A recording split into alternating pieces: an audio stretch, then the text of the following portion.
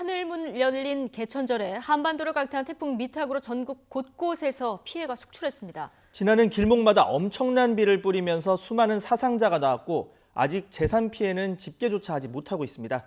취재기자 연결합니다. 지환 기자. 네, 전국구입니다. 네. 자, 18호 태풍 미탁 피해가 상당히 컸습니다. 왜 이렇게 피해가 컸던 건지 원인 분석 어떻게 할 수 있을까요? 네, 그렇습니다. 수도권이 아니라 이 남부 지방에 피해가 집중되다 보니까 아무래도 실감하지 못하는 분들도 계실 텐데요. 네. 태풍 미탁은 이 제주를 거쳐서 전남 해남 부근에 상륙한 뒤 경북 울진 부근으로 빠져나와서 울릉도 부근에서 소멸을 했습니다. 밤부터 새벽 사이에 이 내륙을 관통했는데요. 비바람 피해가 큰 태풍의 오른쪽 반경에 남부 지역이 들면서 강풍을 동반했고 많은 곳은 최대 500mm가 넘는 폭우를 쏟아부었습니다. 일단 제주 지역 보면요. 제주 지역은 태풍이 오기 15시간 전에 불어닥친 이 국지적 돌풍과 폭우에 피해가 집중됐습니다. 바람 피해가 가장 컸는데요. 이후 태풍은 전남 지역으로 들어갑니다. 요새 본격적인 가을 거지철이죠.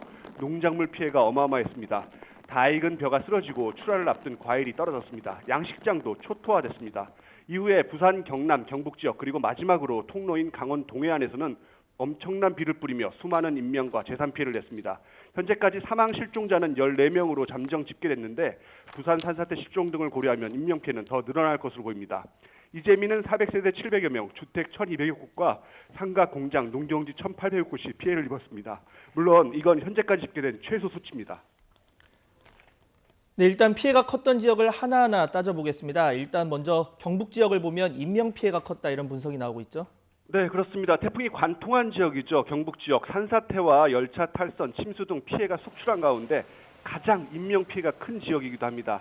주택이 무너지거나 이 배수로 작업 중에 물살이 휩쓸리는 사고가 특히 많았습니다. 현재까지 6명이 숨지고 1명이 실종됐습니다. 인명뿐 아니라 재산 피해도 어마어마합니다. 영덕군과 포항시, 경주시, 울진군 등에서 침수 피해가 잇따랐고 주민 대피도 계속됐습니다. 관광열차는 탈선했고 KTX 선로가 침수됐습니다. 봉화군에서 정동진으로 향하던 관광열차가 산사태 여파로 탈선했습니다. 낙동강 김청교 지점과 형산강 형산교, 강동대교 지점에 홍수특보가 내려지기도 했습니다. 네.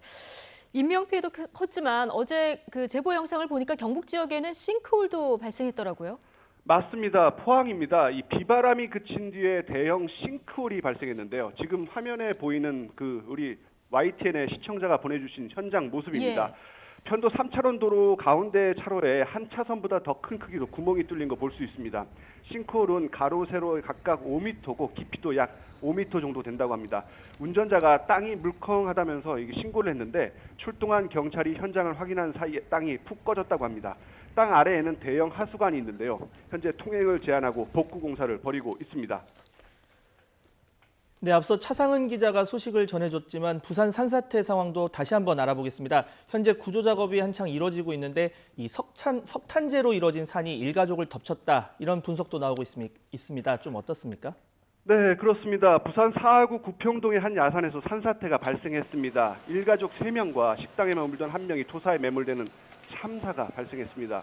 2명은 숨진 채 발견이 됐고요. 2명은 여전히 실종 상태로 현재 구조 작업이 이루어지고 있습니다. 앞서 보셨겠지만 경찰과 소방이 어제부터 1000여 명을 투입해 구조 작업을 벌이고 있는데요. 사고 6시간 만에 일가족의 아버지 권 씨와 식당 주인 배 씨를 발견했지만 이미 사망한 상태였습니다. 앞서 차상은 기자 중계에서 지금 사고 영상 많이 보이시죠? 네. 보시면 이 검고 회색빛이 도는 흙이 현장 주위에 광범위하게 퍼져 있습니다. 이 흙은 이 빗물에 취약한 석탄재 성분으로 현재로선 추정이 됩니다. 산사태 발생 지점 위에 그러니까 능선에 있는 예비군 훈련장 아래에 매립된 건데요. 석탄재는 점착력이 약해서 산사태와 집중호우에 특히 취약합니다.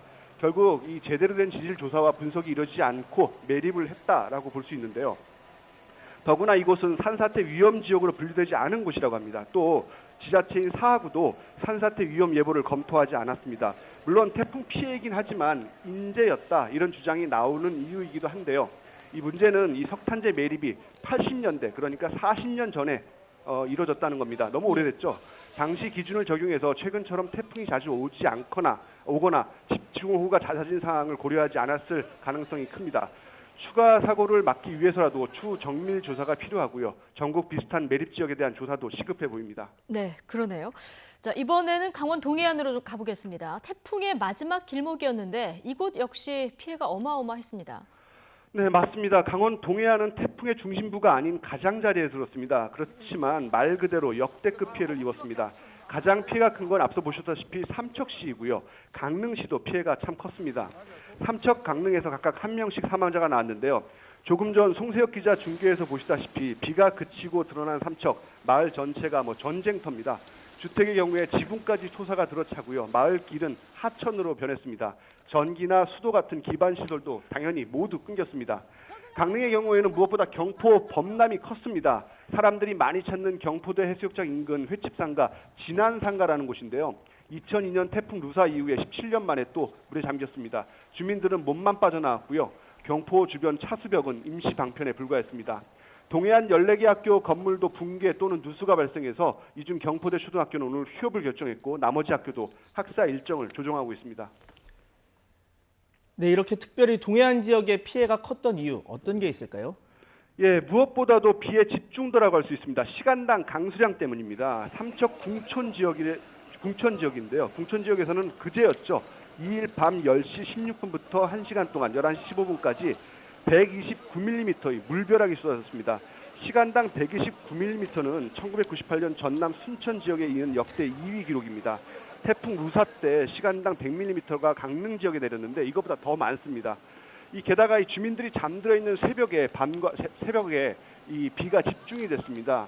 또 여기에 백두대간과 바다 사이에 놓인 지형적 특성이 동해안 지역에는 있습니다. 가파른 산줄기를 따라서 동해안으로 흐르는 이 하천은 대부분 경사가 급하고 폭도 좁습니다. 따라서 집중호우 시 순식간에 불어나서 마을을 덮치게 됩니다. 특히 강릉 경포 피해에서는 태풍 북상 시기와 만조 시기가 또 공교롭게 겹쳤습니다. 바다에 인접한 경포에 유입된 빗물이 빠지지 못해서 저지대 침수가 난 겁니다. 물론 우수관과 오수관도 워낙 오래돼서 배수 용량이 턱없이 부족했습니다.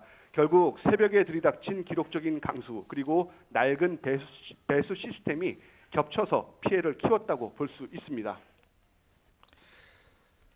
네, 안타까운 일입니다. 어서 복구가 이뤄져야 할 텐데 일단 지금 19호 태풍 가능성도 있는 상황입니다. 걱정이 더 큰데요. 지금까지 지환 기자였습니다. 수고하셨습니다.